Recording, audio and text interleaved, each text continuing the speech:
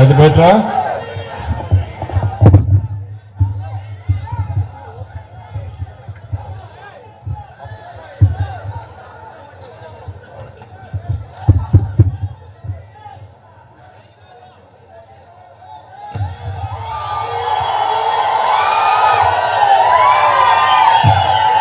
గౌరవనీయులు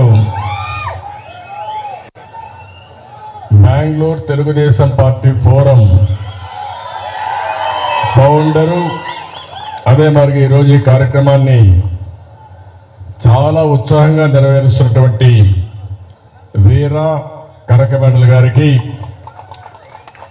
ఈరోజు నేను మిమ్మల్ని చూస్తూ ఉంటే మామూలుగా మేము ఆర్గనైజేషను పై నుంచి కింది వరకు చేస్తాం, కానీ స్వచ్ఛందంగా ముందుకొచ్చి బ్రహ్మాండమైన ఆర్గనైజేషన్ అభివృద్ధి చేయడమే, డెవలప్ చేయడమే కాకుండా ఇంత ఉత్సాహంగా మీరు ముందుకు పోతున్నారంటే దానికి మనస్ఫూర్తిగా మీ ఆర్గనైజర్స్ని, ఇక్కడే మెంబర్స్ని, ఇక్కడే ప్రజల్ని మనస్ఫూర్తిగా అభినందిస్తున్నా.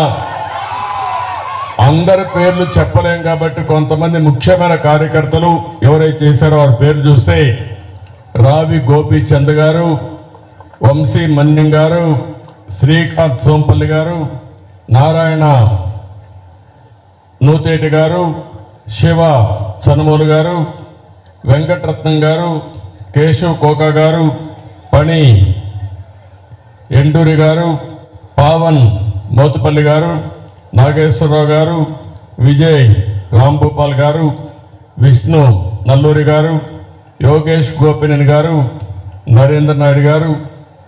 ఈరోజు ఎక్కడ చూసినా యువతను చూస్తున్నా, మొత్తం ఈ మీటింగ్లో చూస్తే యువశక్తి కనపడుస్తున్నారు. భవిష్యత్తు మీదే.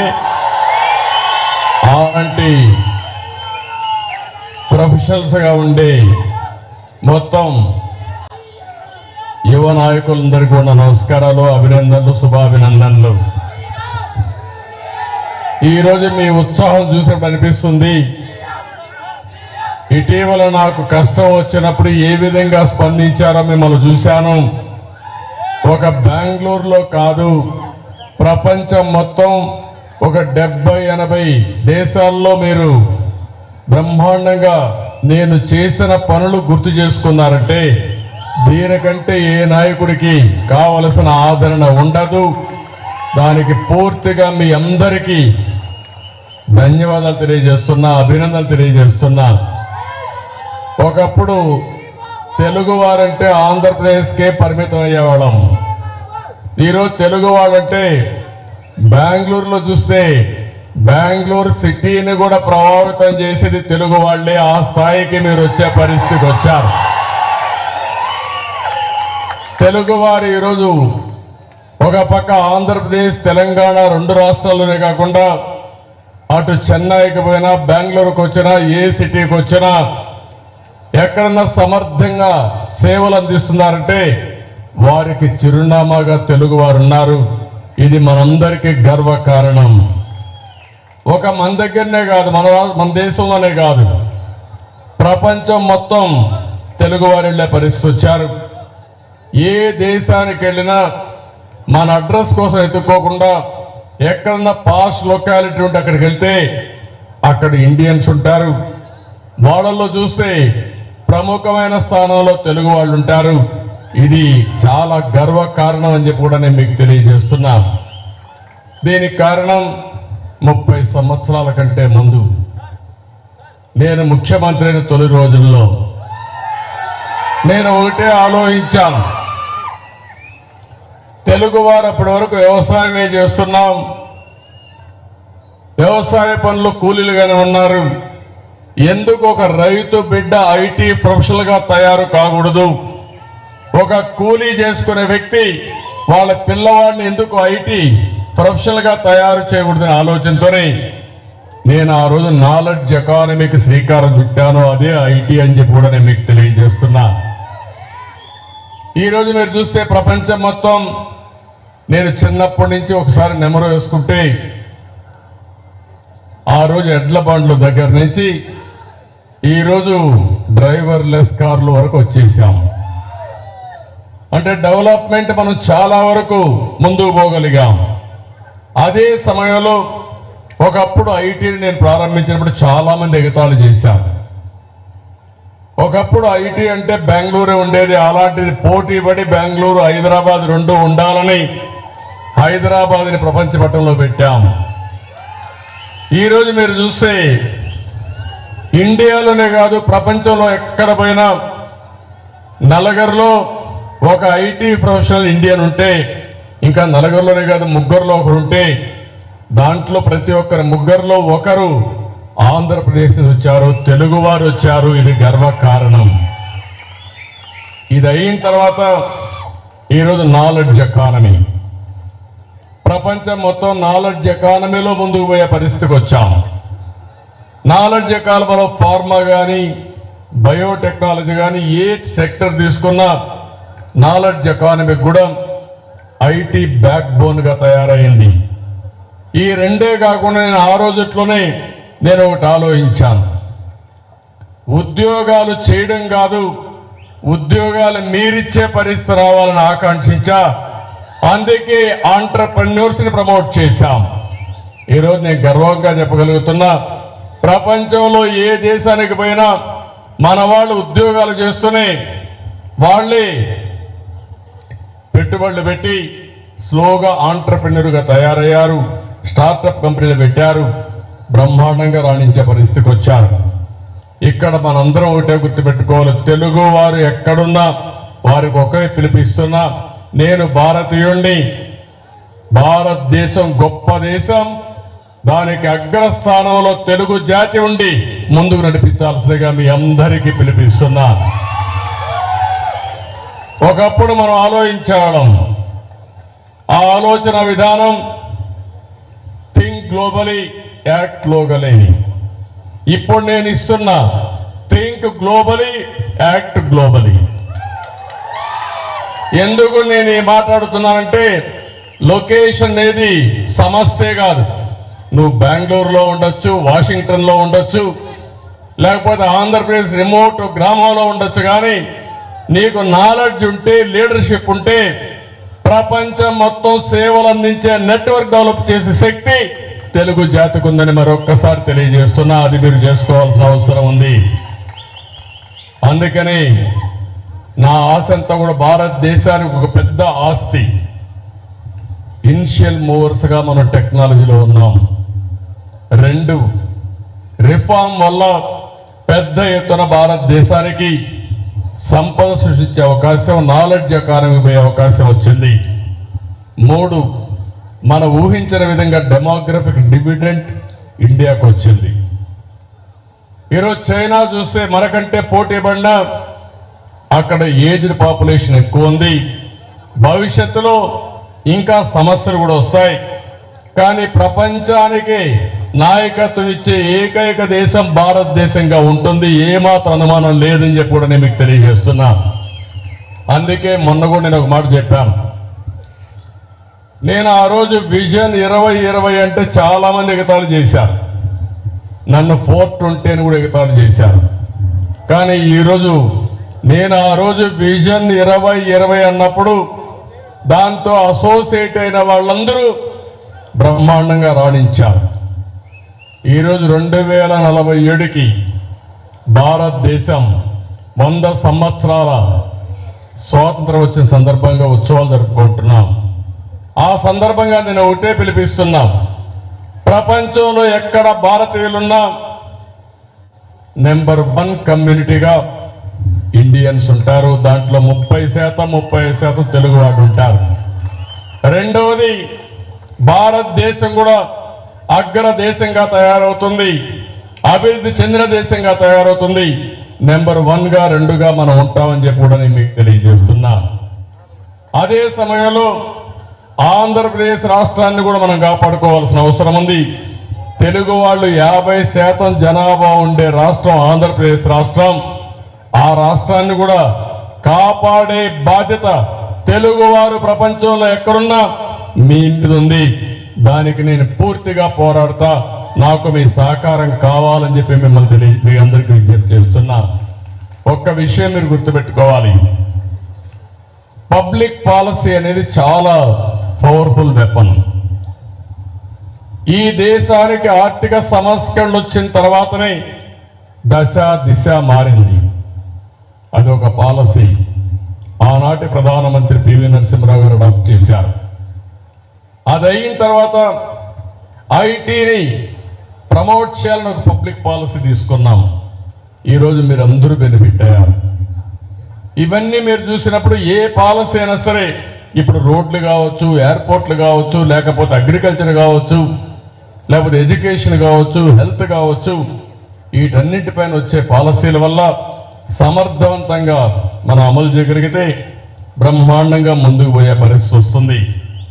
ఈరోజు మనం అందరం 21st సెంచరీలో ఉన్నాం. 21వ సెంచరీ నాలెడ్జ్ ఎకానమీకి నాంది. ఇప్పటికి 23 ఏళ్ళు అయ్యింది. 2043కి ఇంకొక 24 ఏళ్ళు ఉంటుంది. 2047కి భారతదేశం అగ్రదేశం అవుతుందంటే, ప్రపంచంలో చాలా దేశాల్లో సర్వీసుల ద్వారా భారతీయులే నాయకత్వం ఇవ్వబోతున్నారంటే అది మనకు అరుదైన గౌరవం. అందుకే నేను మిమ్మల్ని అందరినీ కోరుతున్నా, మొన్న కూడా నేను మాట్లాడుతూ ఒక మాట అన్నా, నవశకం తెలుగు వారి సొంతం కావాలని మనస్ఫూర్తిగా ఆకాంక్షిస్తున్నా. ఎందుకు నేను ఈ నవశకం అన్నానంటే, ఈ నవశకంలో తెలుగు వారి రోల్ చాలా ప్రిడామినెంట్ గా ఉంటుంది. ఈ నాలెడ్జ్ ఎకానమీలో మీరు ఎంత ఆలోచిస్తే అంత ఉన్నతమైన స్థానానికి వెళ్లే పరిస్థితి వస్తుంది. ఆ విషయం మీరు గుర్తుపెట్టుకోవాల్సిందిగా నేను కోరుతున్నా. నా ఆలోచన ఒకటే, 2047 మనం ఒకసారి తిరిగి చూసుకుంటే ప్రపంచంలోనే నెంబర్ 1 పవర్ఫుల్ కమ్యూనిటీ ఏదంటే దానికి చిరునామాగా తెలుగు వారు ఉండాలనేది నా కోరిక, నా ఆకాంక్ష, అదే నా విజన్, అదే నా మిషన్. అందుకే మిమ్మల్ని అందరినీ నేను ఒకటే కోరుతున్నా, దీనికి మీరందరూ సాధించాలంటే ఇప్పుడు ఒక మీటింగ్ పెట్టుకున్నారు. బెంగళూరు తెలుగుదేశం ఫోరం ఎస్టాబ్లిష్ చేశారు. సుబ్రహ్మణ్యం అనే వ్యక్తి ముందుకు వచ్చి, నాకు ఈ పార్టీ నచ్చింది, మీరు కూర్చోవాలంటే ప్లేస్ కోసం ఎత్తుకోకుండా నేను ఆఫీస్ బిల్డింగ్ అంతా ఉచితంగా మీకు ఇస్తా, అక్కడనే మీటింగ్లు పెట్టుకోమని స్వచ్ఛందంగా ముందుకొచ్చి ఆఫర్ చేశారు. ఇంకొక పక్క ఆర్గనైజేషన్ కూడా మీరు పర్ఫెక్ట్ గా చేస్తున్నారు. ఇది చూసినప్పుడు నాకు అనిపిస్తా ఉంది, ఫండ్స్ అనేటి ప్రాబ్లం కాదు, మనసు ఉంటే మార్గాలు అనేక ఉంటాయి. ఈరోజు మీరు ఒక స్టేజ్ కూడా దాటారు. ఒకప్పుడు 10 రూపాయలు కావాలంటే కష్టపడే పరిస్థితి నుంచి అవసరమైతే మీ ఆదాయంలో 10 రూపాయలు ఖర్చు పెట్టి మనస్తత్వాన్ని కూడా డెవలప్ చేసుకునే పరిస్థితికి వచ్చారు. This is the great achievement నా లెక్క ప్రకారం. నేను అందుకనే మిమ్మల్ని అందరినీ ఓటాడు, నెట్వర్కింగ్ చాలా ముఖ్యం లైఫ్ లో. ఈ విషయం మళ్ళీ చెప్తున్నా మీ అందరికీ. మన ఇంట్లో మనం ఉంటే, మన ఉద్యోగం మనం చేసుకుంటే మనం బ్రతుకుతాం, కానీ నెట్వర్కింగ్ చేస్తే మీరు అనుకున్న విజన్ కోసం మీరు ముందుకు పోవడానికి చాలా ఈజీ అవుతుంది. రెండోది, దాని ద్వారా మీరు చాలా వరకు అనుకున్న లక్ష్యాన్ని మీరు నెరవేరుస్తారు. నేను ఒకప్పుడు మా ఆడబిడ్డలందరూ ఇక్కడ ఉన్నారు, గర్ల్స్ ఎంత ఉన్నారు, ఆంటర్‌ప్రెన్యూర్స్ ఉన్నారు. ఒకప్పుడు మీరు ఒకసారి ఆలోచిస్తే ఒక చిన్న ఆలోచన ఎంత ప్రభావితం చేస్తుందంటే, అప్పట్లో చాలా మంది తల్లిదండ్రులు ఆడపిల్లల పట్ల శ్రద్ధ చూపించేవాళ్ళు కాదు. ఎప్పుడైనా పెళ్లి చేసి పంపించేయాలి కాబట్టి ఆటోమేటిక్గా మగపిల్లల్ని బాగా చదివించి ఆడపిల్లల వయసు వస్తానే పెళ్లి చేసి పంపించేసేవాళ్ళు, చదివించకుండా. వరకట్నం ఎన్ని ఉండేటివి. నేను అప్పుడు ఆలోచించాను, ఒకే ఆలోచన, 33% ఉద్యోగాల్లో కాలేజ్ సీట్లలో రిజర్వేషన్లు పెట్టి ఆడపిల్లలకు చదువెందుకు ముఖ్యమో పదే మీటింగుల్లో మాట్లాడాను. అప్పుడు నన్ను చాలా మంది అడిగారు, 33% ఇస్తున్నారు, మెరిట్లో ఇంకా 20-30% ఇస్తారు, 60% ఆడబిడ్డలే వస్తే మగవాళ్ళు తగ్గిపోతారంటే పర్వాలేదు, బ్యాక్లాగ్ ఉంది. ఆడపిల్లలు ఎంత బాగా చదువుకుంటే సమాజానికి అంత మంచిదని ఆ రోజు నిర్ణయం చేస్తే ఈ రోజు వరకట్నం పోయింది, రివర్స్ వరకట్నం ఇచ్చే పరిస్థితిలో ఉన్నారు. ఆడపిల్లలు నచ్చి మగపిల్లలే డబ్బులు ఇచ్చే పరిస్థితికి వచ్చారు. ఎన్నేళ్ళలో జరిగింది ఇవన్నీ? 25 సంవత్సరాలు. ఈ రోజు మగ పిల్లల కంటే ఆడపిల్లలే ఎక్కువ డబ్బులు సంపాదిస్తున్నారు.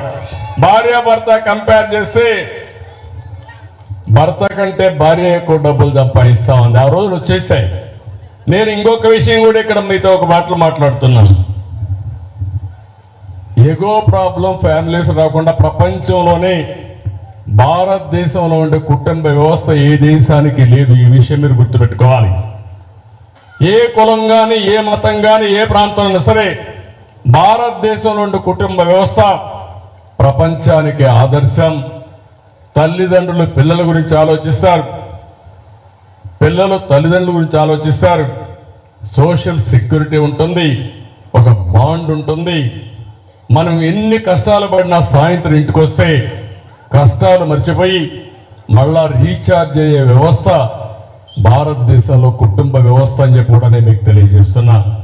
ఈ వ్యవస్థను కూడా మనం కాపాడుకోగలిగితే ఇది ప్రపంచానికి ఆదర్శం అవుతుంది. ఇక్కడ నేను ఒక మాట మిమ్మల్ని కోరుతున్నా. ఆంధ్రప్రదేశ్ రాష్ట్రంలో అన్ని వ్యవస్థలు భ్రష్టు పట్టాయి. నేను ఇక్కడ నాకంటే మీకు బాగా తెలుసు. నేను ఆ విషయాలు మీతో మాట్లాడడం లేదు. నేను ఇక్కడ ఒక సంకల్పాన్ని చేశాను. ఈరోజు P3 మోడల్ ఉంది, పబ్లిక్ ప్రైవేట్ పార్ట్నర్షిప్. మీకు ఫ్లైఓవర్స్ అన్నీ వచ్చాయి, రోడ్లన్నీ వచ్చాయి, ఎయిర్పోర్ట్లు వచ్చాయి, పవర్ సెక్టర్ వచ్చింది. ఇవన్నీ కూడా PPP మోడల్లో వచ్చాయి. PPP మోడల్లో యూజర్స్ పేమెంట్ల కింద టోల్ గేట్స్ కానీ ఏదైనా మీరు తీసుకోండి, లేకపోతే ఛార్జెస్ కింద పెట్టే పరిస్థితికి వచ్చారు. దీనివల్ల ఏమైందని మీరు ఆలోచిస్తే సంపద విపరీతంగా పెరిగే పరిస్థితి వచ్చింది. కానీ ఆ సంపద కొంతమందికే పరిమితం అయ్యే పరిస్థితి వచ్చింది. నేను అందుకే నా జీవితంలో ఎన్టీ రామారావు గారి స్ఫూర్తితో పేదరికం లేని సమాజాన్ని చూడాలనేది నా జీవిత ఆశయం. అయితే మాటల్లో చెప్పడం కాదు. నేను అందుకనే ఒక ఆలోచన మీ మైండ్లో కూడా వదిలిపెడుతున్నా. మేధావులు కాబట్టి, చదువుకున్నారు కాబట్టి మీరు కూడా ఆలోచించండి. సంపద సృష్టించడంలో ఎలాంటి రిఫార్మ్స్ తీసుకోవాలో నాకు గైడ్ చేయండి. అదే సమయంలో P4 మోడల్ ద్వారా పబ్లిక్ ప్రైవేట్ పీపుల్ పార్ట్నర్షిప్, అంతకుముందు పబ్లిక్ ప్రైవేట్ పార్ట్నర్షిప్, ఇప్పుడు పబ్లిక్ ప్రైవేట్ పీపుల్ పార్ట్నర్షిప్ ద్వారా పేదరికం లేని సమాజాన్ని నిర్మాణం చేయాలని, ఆర్థిక అసమానతలు తగ్గించే వ్యవస్థకు శ్రీకారం చుట్టాలనేది నా ఆలోచన. 1,00,000 కోట్లు ఉండేవాడికి ఇంకొక 10,000 కోట్లు వస్తే 1,10,000 కోట్లు అవుతుంది. ₹1,00,000 ఉండేవాడికి ఇంకొక ₹1,00,00,000 సంపాదించే శక్తిని ఇవ్వగలిగితే అతని జీవితం కానీ, ఆ కుటుంబం కానీ ఎంత ఆనందంగా ఉంటుందో, ఎంత తృప్తి ఉంటుందో మనం గుర్తుపెట్టుకోవాల్సిన అవసరం ఉంది. ఆ వ్యవస్థకు నేను శ్రీకారం చుట్టాలనుకుంటున్నాను. దానికి మీ అందరి సహకారం అవసరం అని చెప్పి కూడా నేను మీకు తెలియజేస్తున్నా. మీరొక్కరే పైకి వస్తే కాదు, మీతో సమానంగా ఇంకొక కుటుంబాన్ని మీరు పైకి తేగలిగితే, శక్తి ఉండేవాడు ఒక 10 కుటుంబాలని, ఇంకా శక్తి ఉంటే 100 కుటుంబాలని మనం పైకి తేగలిగితే మన జన్మ సార్థకం అవుతుంది.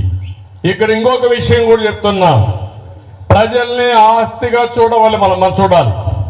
ఇప్పుడంతా కూడా క్యాపిటల్ కావాలి, లేదంటే భూములు కావాలి, వారసత్వంగా వచ్చేటి కావాలనుకుంటున్నాం. కానీ నేను ఆలోచించేది ప్రజల్ని, జనాభాని ఒక ఆస్తిగా భావించి ప్రణాళికలు మనం తయారు చేస్తే పేదరికం వల్ల కష్టం కాదని చెప్పి కూడా నేను మీకు తెలియజేస్తున్నా. దీనికి కావాలని స్కిల్స్ అప్డేట్ చేయడం, అప్గ్రేడ్ చేయడం, అనునిత్యం ఒక కుటుంబాన్ని గురించి ఆలోచించి 5 మంది వ్యక్తులుంటే ఏజ్తో సహా, వాళ్ళ చదువుతో సహా, వాళ్ళకుండే స్కిల్స్తో సహా, వాళ్ళ ఆస్తుపాస్తులు అన్నీ కూడా దృష్టిలో పెట్టుకుంటే, నేను ఒక సాధారణ కుటుంబంలో పుట్టాను. ఒకప్పుడు మా ఊర్లో కూడా చూస్తే కరెంటు కూడా లేదు, మా ఊరికి రోడ్డు కూడా లేదు. ఆ రోజు ఏ వ్యవసాయ పనులు, ఏ పనైనా ఎడ్లే సర్వస్వం మనందరికీ. మీరు కొంత బెటర్, నా తర్వాత వచ్చిన జనరేషన్ కాబట్టి మీరు అవన్నీ చూడలేదు. కానీ ఆ రోజు బావిలో నుంచి నీళ్లు తీయాలంటే, కపిలు తీయాలంటే ఎద్దులే, భూమి చదువు చేయాలంటే ఎద్దులే.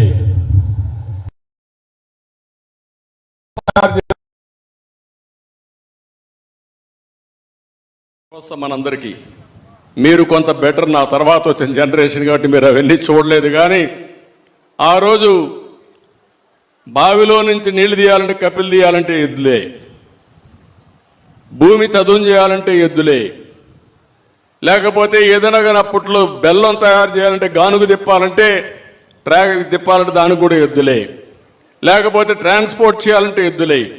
ఎక్కడన్నా పండగలు వస్తే ఆ పండగలకు పోయి రావాలన్నా పబ్లిక్ ట్రాన్స్పోర్టేషన్ కావాలని ఎడ్ల బండి ఉండేటివి. ఆ రోజుకి ఈ రోజుకి మీరు చూస్తే నాలాంటి వాడు ఇమాజినేషన్స్తో ఒక రైతు కుటుంబంలో పుట్టి ఐటీని ప్రమోట్ చేయగలిగానంటే ప్రతి ఒక్క కుటుంబానికి ఆ శక్తి ఉంది, ఆ సామర్థ్యం ఉందని చెప్పి కూడా నేను మీకు తెలియజేస్తున్నా. అందుకే నేను అనుకున్న ఈ యొక్క దీనికి మీ అందరి సహకారం అవసరం. నేను ఒకటే మళ్ళా మిమ్మల్ని అందరినీ కోరుతున్నా, ఉద్యోగం చేస్తూ సంతోషపడి ఇంట్లో పడుకోవద్దండి. మీరు 10 మందికి ఉద్యోగాలు ఇచ్చే స్థాయికి ఎప్పుడు వెళ్తారో అనునిత్యం మీరు ఆలోచించండి, చేసుకోవాలి. ఒక పక్క మీ భవిష్యత్తుకు మీరు నాంది పలుకుతూనే ఆంధ్రప్రదేశ్ భవిష్యత్తును కూడా తీర్చిదిద్దే బాధ్యత మీరు కూడా తీసుకోవాల్సిన అవసరం ఉంది. దానికి ఇప్పటి నుంచే ప్రణాళికలు తయారు చేసుకోమని మిమ్మల్ని అందరినీ కోరుతున్నా. ఒకటి షార్ట్ టర్మ్ యాక్షన్ ప్లాన్. 100 రోజుల్లో మీరు ఏం చేయగలుగుతారు? మీ ఊర్లో ఉండే మీ బంధువులు, స్నేహితులు, మీ స్నేహితుల స్నేహితులు, లేకుంటే ఎప్పుడన్నా సాటర్డే సండే దొరికితే మీ ఊరికి వెళ్ళడం, మీ చుట్టుపక్కల ఇళ్ళకి వెళ్ళడం, అక్కడి నుంచి మీరు బిల్డప్ చేయాల్సిన అవసరం ఉంది. నెట్వర్కింగ్ చేయాలి. మీరు ఒకే విషయం గుర్తుపెట్టుకోండి, నేను ఫస్ట్ టైం 78లో ఎమ్మెల్యే అయినప్పుడు స్టూడెంట్గా గ్రామానికి వెళ్ళి గ్రామాల్లో తిరిగి ఎన్నికల్లో నేను గెలిచాను, నన్ను గెలిపించిందే విద్యార్థులు అని చెప్పి కూడా నేను మీకు తెలియజేస్తున్నా. ఈరోజు అలాంటి స్ఫూర్తిదాయకమైన నాయకత్వాన్ని ప్రొఫెషనల్స్ ఇవ్వాలి. మీరు ఒక పబ్లిక్ పాలసీ ద్వారా ఏ విధంగా బాగుపడ్డారో ప్రజలకు చెప్పి మెప్పించి వాళ్ళు కూడా మనతో కలిసి తీసిపోయే మార్గానికి మీరు సహకరించాల్సిన అవసరం ఉంది. రెండవది, అవసరమైతే రోజుకు 1 గంట 2 గంటలు ఒక 20-30 మందితో ఫోన్లో మాట్లాడడం. రేపు ఎన్నికలు ఎందుకు ముఖ్యం వాళ్ళందరికీ విధంగా బాగుపడ్డారు ప్రజలకు చెప్పి మెప్పించి వాళ్ళు కూడా మనతో కలిసి తీసిపోయే మార్గానికి మీరు సహకరించాల్సిన అవసరం ఉంది. రెండవది, అవసరమైతే రోజుకు 1 గంట 2 గంటలు ఒక 20-30 మందితో ఫోన్లో మాట్లాడడం. రేపు ఎన్నికలు ఎందుకు ముఖ్యం వాళ్ళందరికీ చెప్పడం, చెప్పి ఎడ్యుకేట్ చేయడం. దీన్ని కూడా స్ట్రక్చర్ చేసి కాల్ సెంటర్, ఎన్ఆర్ఐస్ కానీ ప్రొఫెషనల్స్ కానీ ఒక కాల్ సెంటర్ ఎస్టాబ్లిష్ చేసి ఎవరెవరు ఎన్ని ఫోన్లు మాట్లాడారో చూసుకుంటే మళ్ళా డూప్లికేషన్ లేకుండా మనం అందరినీ రీచ్ కాగలిగితే, కన్విన్స్ చేయగలిగితే, మీ వల్ల ఒక 2-3% ఓట్లు మార్చగలిగితే అది తెలుగుదేశానికి, ఆంధ్రప్రదేశ్ రాష్ట్రానికి చాలా ఉపయోగపడుతుంది. ఈ విషయం కూడా మీరు ఆలోచించాల్సిందిగా నేను కోరుతున్నా. ఎన్నికలప్పుడు మీరు హైదరాబాద్ బెంగళూరు వాతావరణానికి అలవాటు పడి ఆ ఊరికి ఎవరు పోతారనుకోకుండా ఒక 10 రోజులు 15 రోజులు 20 రోజులు మీరు లీవ్ పెట్టి ప్రతి ఒక్కరూ మీరు వెళ్లాల్సిన అవసరం ఉంది. ఎలక్షన్ క్యాంపెయిన్లో కూడా మీరు భాగస్వాములు కావాలని మనస్ఫూర్తిగా మీ దగ్గర నుంచి నేను కోరుకుంటున్నా. అదే మాదిరిగా మీరు పోవడమే కాకుండా అవసరమైతే ఇప్పటి నుంచి చారిటీ కూడా నేను ఒకటే చెప్తున్నా, గుర్తుపెట్టుకోండి. మనం అందరం పైకి రావాలంటే సంపాదించిన డబ్బుల్లో ఒక 5% చారిటీ ఖర్చు పెట్టండి. అదే మాదిరిగా రాజకీయాల్లో ఖర్చు పెట్టండి. మంచి పవర్ఫుల్ పబ్లిక్ పాలసీలు తయారు చేసి పబ్లిక్ గుడ్ కోసం ఉపయోగించే విధంగా మనం అందరం కూడా కృషి చేయాల్సిన అవసరం ఉంది. మీ గ్రామంలో అవసరమైతే 20 మంది 30 మంది 50 మంది ఉన్నారు, కొన్ని గ్రామాల్లో 200 మంది ఉన్నారు. ఆ 200 మంది కానీ కలిసివి తలా ఒక 1000 రూపాయలు 2000 రూపాయలు వేసుకుంటే లక్షల్లో వస్తుంది. ఆ ఊర్లో ఒక మంచి పని చేయడం కానీ వాళ్ళ అవసరాలు తీర్చగలిగితే మిమ్మల్ని మర్చిపోరు. మిమ్మల్ని మర్చిపోకుండా ఉంటే తెలుగుదేశం పార్టీ కూడా ఓట్లేస్తారు. తద్వారా మళ్ళీ సమాజ హితం కోసం మనం పనిచేయచ్చు. ఇది ఒక సైకిల్ కింద తీసుకోమంటున్నా. ఒక స్ఫూర్తిదాయకంగా తీసుకోమని మిమ్మల్ని కోరుతున్నా. నేను ఒకటే కోరుకుంటున్నా నా జీవితంలో, ఇప్పుడేదో నాకు పదవులో డబ్బులో లేకపోతే నాకు కావలసిన లగ్జరీస్ కాదు, కానీ ఒకటే నేను కోరుకునేది, నా తర్వాత కూడా నేను ఏం చేశానో అది గుర్తుపెట్టుకునే విధంగా నేను చేయాలని చెప్పి ఏకైక ధ్యేయంతో పనిచేస్తున్నా. ఎవరైనా ప్రపంచమంతా రేపు రాబోయే రోజుల్లో తెలుగు వాళ్ళు ఈ మరి పైకి వచ్చారు, ఇంత మంచి ఆంటర్ప్రెన్యూర్స్గా తయారయ్యారు, దీనికి ఎక్కడ నాంది పలికారు, ఎవరు ఫౌండేషన్ ఇచ్చారంటే, ఎవరు ఆలోచన అంటే, ఆ ఆలోచనలో ఒక్కసారి నేను గుర్తు రాగలిగితే అది నా జీవితానికి ఇంకేమీ అవసరం లేదని చెప్పి కూడా నేను మీకు తెలియజేస్తున్నా. ఇక్కడ కులం లేదు, మతం లేదు, ప్రాంతం లేదు, నా ధ్యాస ప్రాణం ఆశ అన్నీ కూడా హోప్ అంతా కూడా తెలుగు కమ్యూనిటీ పైన. ఆ విషయం మీరు గుర్తుపెట్టుకుని, ఒకటే కమ్యూనిటీ, ఒకే కులం తెలుగు కమ్యూనిటీ, ఒకే మతం తెలుగు కమ్యూనిటీ, ఒకే ప్రాంతం తెలుగు కమ్యూనిటీ. తెలుగు గడ్డ మీద పుట్టిన ప్రతి ఒక్కడు తెలుగు కమ్యూనిటీని. ఈ విషయం మీరు గుర్తుపెట్టుకోమని కోరుతున్నా. దానికోసం నేను కృషి చేస్తా, దానికోసమే నా శేష జీవితాన్ని అంకితం చేసి మీ రుణం తీర్చుకుంటా, తెలుగు గడ్డ రుణం తీర్చుకుంటానని మరొక్కసారి తెలియజేసుకుంటూ, మీకు కూడా ఒక బాధ్యత ఉంది. మీరెక్కడున్నా నన్ను గౌరవించారు, ఆదరించారు, ఓసారి నేను చెప్పే మాటలు విన్నారు. ఎన్నవాళ్ళు దాన్ని ప్రారంభించారు, ఎట్లా ఆచరించాలని ప్రారంభించారు, ఆలోచన చేశారు, ఆలోచనలకు పదును పెట్టారు. పదును పెట్టేవాళ్ళు ఆకాశం వరకు వెళ్ళగలిగారు. కొంతమంది ఎక్కడికక్కడే ఉన్నారు, కానీ ఇంకా కొంతమంది మనం చేయూతనిచ్చినా తీసుకోకుండా ఇంకా కొన్ని ప్రత్యేకమైన పరిస్థితుల వల్ల ఇంకా పేదరికంలో ఉన్నారు. వారందరినీ పైకి తీసుకొచ్చే బాధ్యత మనందరిది, నా ఒక్కడిది కాదు, మనందరిది అని చెప్పి మరొక్కసారి తెలియజేసుకుంటూ, నా ఒక్కడి ఆలోచన కాదు, మనందరి ఆలోచనతో, మనందరి మేధో శక్తితో తెలుగు జాతిని నెంబర్ 1గా చేస్తామని మరొక్కసారి కోరుకుంటూ, ఇది మీరందరూ కూడా ఆచరించగలిగితే మళ్ళీ మళ్ళీ వస్తూ ఉంటా, మీ అందరితో మాట్లాడుతూ ఉంటా, మీరు చెప్పిన విషయాలు వింటా, దాన్ని కార్యాచరణ ప్రణాళిక తయారు చేస్తా. ప్రపంచమే మనకు హద్దు, ఈ విషయం మీరు గుర్తుపెట్టుకోవాల్సిందిగా కోరుకుంటూ, ఈరోజు మీరు చూపించే అభిమానం చూస్తే ఇక్కడే ఉండాలనిపిస్తూ ఉంది, కానీ ఇప్పటికే ఆలస్యమైంది, మళ్ళీ కుప్పం వెళ్ళాలి, సాయంత్రం వరకు మీటింగ్లు ఉన్నాయి. దీనికి మనస్ఫూర్తిగా ప్రతి ఒక్కరికి అభినందనలు, ధన్యవాదాలు. Thank you అనండాల్.